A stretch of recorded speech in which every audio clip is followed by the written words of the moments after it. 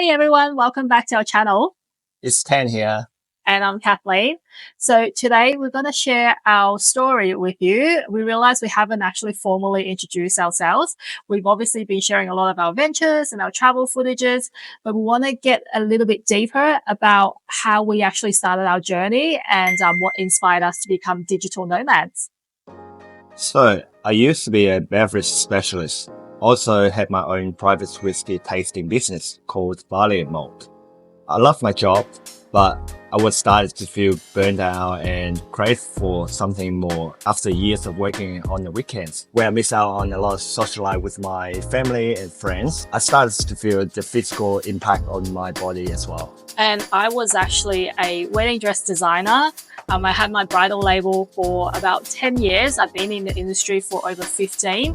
I had a Melbourne-based studio where I produced all the gowns and I also stocked them internationally as well. It looked glamorous from the outside, but any small business owner can tell you it is hard work.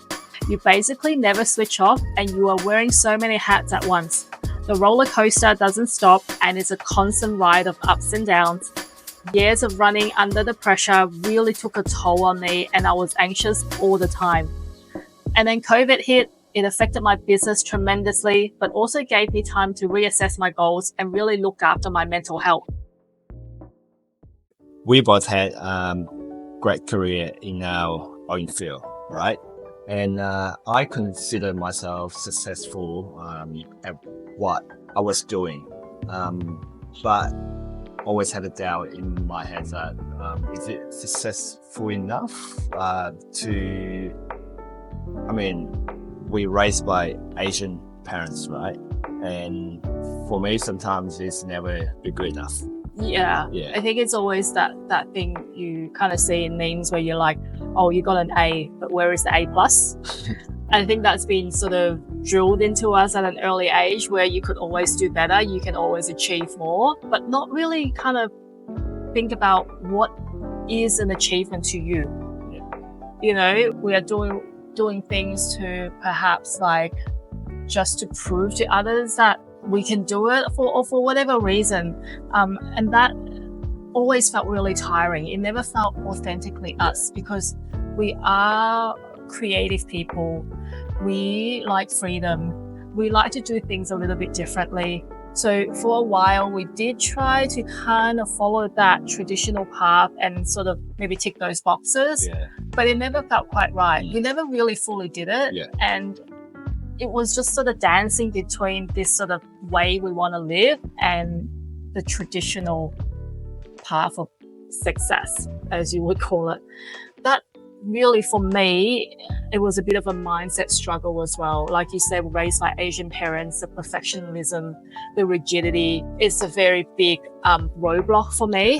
And I think traveling allowed me to just learn to let go and go with the flow a little bit more and just be inspired by things around you rather than always having to follow a set path and do what everyone else is doing. I mean, some people say is brave. I'm using this a lot, but I don't, because to me, it's not like we're brave for doing something that's like no one's ever done before, because there are so many people doing this right now. It's just the ability to recognize that what is for you and just go and live the way you want to live. Right? So now that we cleared some of our mindset blocks, it's time to talk about the logistics. A lot of people ask us, especially our parents, I guess, friends and family, they do question, how are you going to make a living? How are you going to do all of this? Where are you going to live? All those kind of things. We're definitely realistic people. We're not one of those people that's like, oh, let's just pack our bags and leave overnight. And we've just like, don't worry about anything. We actually took 2 years of planning to be able to do this. Firstly, we had a little unit back in Melbourne. We lived there for many, many years. We left that behind. We rented it out and we ended up moving in with your parents to just save a bit of money. We recognize that it's actually a privilege. I know a lot of people are not able to do that, but we were in the position to be able to take advantage of that. So that was really good for us to be able to save. for the next sort of 2 years or so, we basically had no fun in our lives, and we just had a goal in mind to save as much money as possible so we could sort of buy a plane ticket, go somewhere, and perhaps not worry too much about money at the start. We are aware that we still have to work. So I actually, before leaving, kind of came up with this business idea, business strategy to use the skills I already had running my business to create a business that is purely online, that I can do with clients anywhere around the world.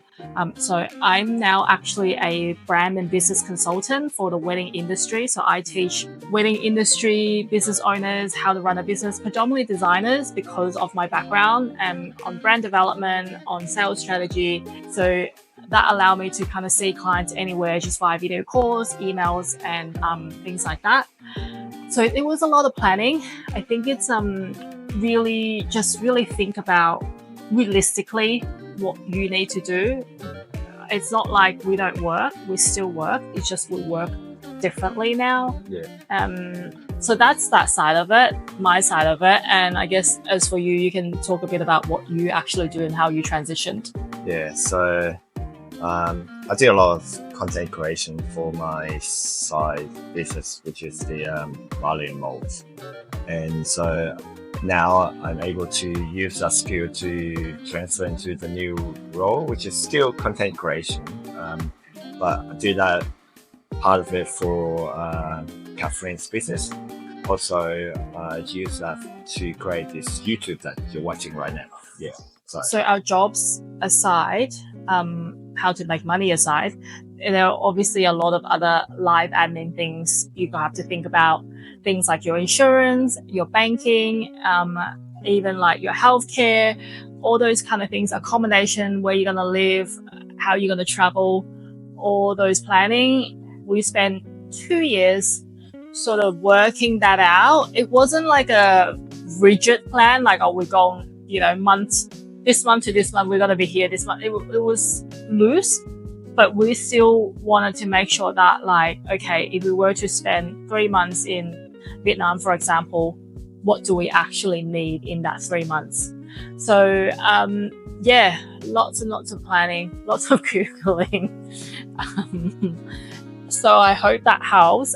We just want to summarize some of the stuff we talked about and advice on how to achieve this lifestyle, or how to even just start thinking about it. So the first thing is just think about your transferable skills, what skills you currently have, and how you could sort of turn that into more of an online avenue of work. I would try and say set up work before leaving. So have some sort of, if you are trying a new remote business, definitely start that before leaving and try it for maybe around 3 to 6 months and see how that goes, so you know what kind of income you'll be getting, and if you're not going to be getting enough of an income, how much savings then you need to plan to have.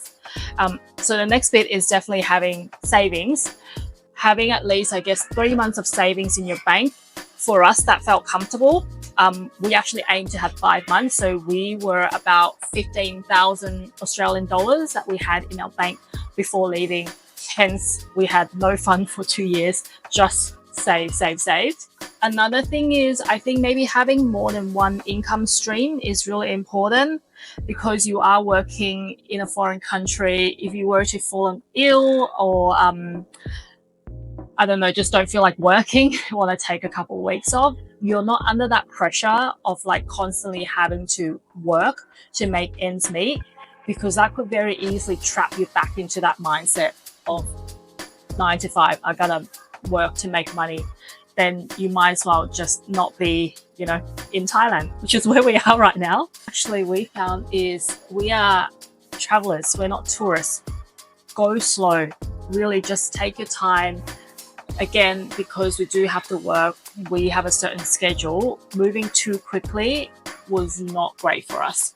Go slow and really just take in the culture and your surroundings and just enjoy.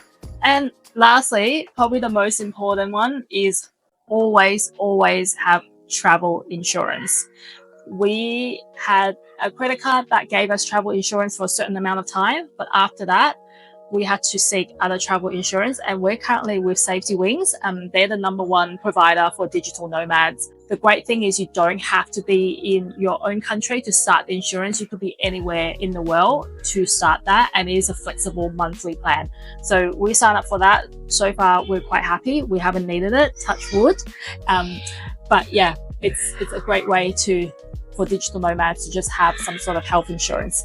So yeah, that's it. Our goal with Quest Unbound is to share our stories and inspire others to pursue their own digital nomad dreams. With our first-hand experiences, we want to show you it is possible to live the way you want and seek your own unbound quest. Well, we hope we've provided valuable insight and a little bit about us and for you to get to know us. For anyone who's considering this lifestyle, just keep watching our channel. We're going to be sharing more of our journey. So until next time, see you in the next video. Bye.